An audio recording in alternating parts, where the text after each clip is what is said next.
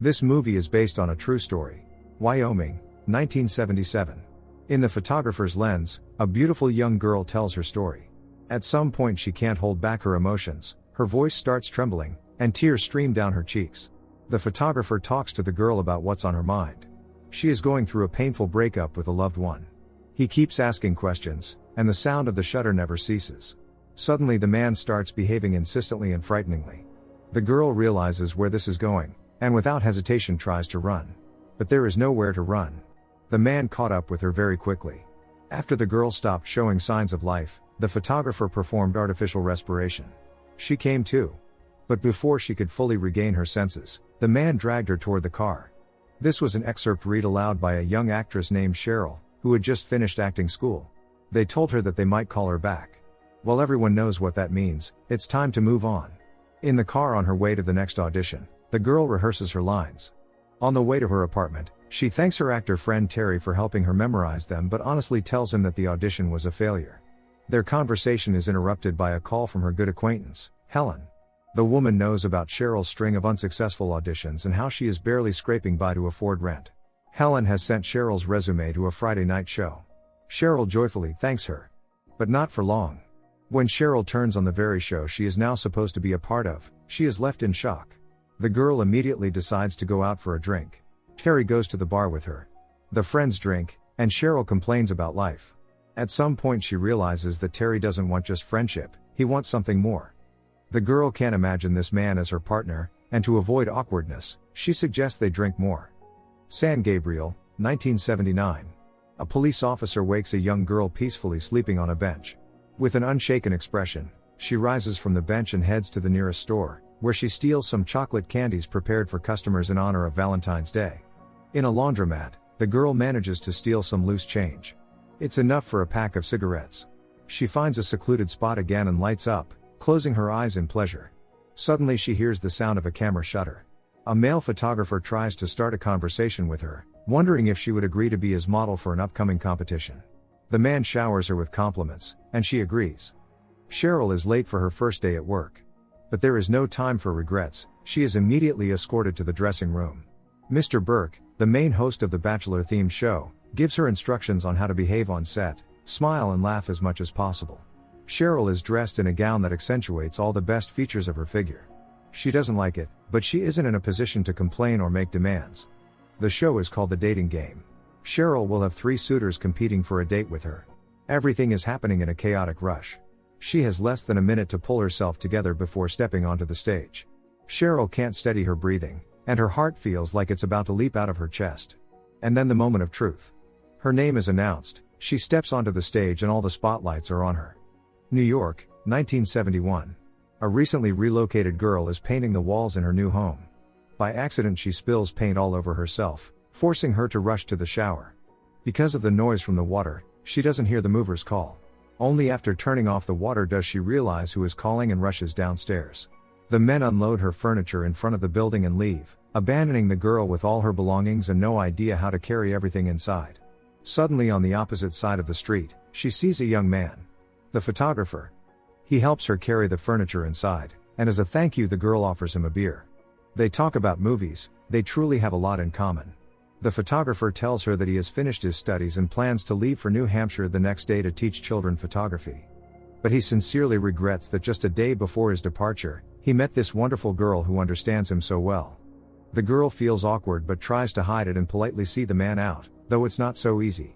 Suddenly interrupting her story about herself, the man asks for permission to take a photo. The result, after a brief struggle the girl is left lifeless. Cheryl doesn't like what's happening on stage. She is introduced as a foot masseuse, which instantly ruins her mood. As support for Bachelor number 2, his friend Laura arrives. She realizes that she has met contestant number 3 before. She distinctly remembers that he is a photographer. An uneasy feeling washes over her, and she decides to leave, but she accidentally trips over a camera cable. Filming is interrupted, and Cheryl is left confused on stage. The girl who ran out of the hall nervously smokes in her car. Memories flood over her, and she cannot calm down. Los Angeles Times, 1977. The photographer offers a new employee, who has shown interest in his photos, a trip to the beaches of Malibu, saying he would look great there in the evening light. The guy agrees. Suddenly their boss interrupts, announcing that the police are waiting in the office. Colleagues whisper behind the photographer's back. He rushes to the restroom to let out some of his emotions. There, he runs into the new intern. Stammering, he says that he can't go, he's been asked to stay at work due to staff shortages. And so the photographer heads to the beach alone, where he meets a group of young guys and girls, among them Laura, the same girl from the hall. The next morning one of the girls is found dead. The break is over. The makeup artist tells Cheryl that she doesn't have to follow the host's orders, after all she's only here for one evening.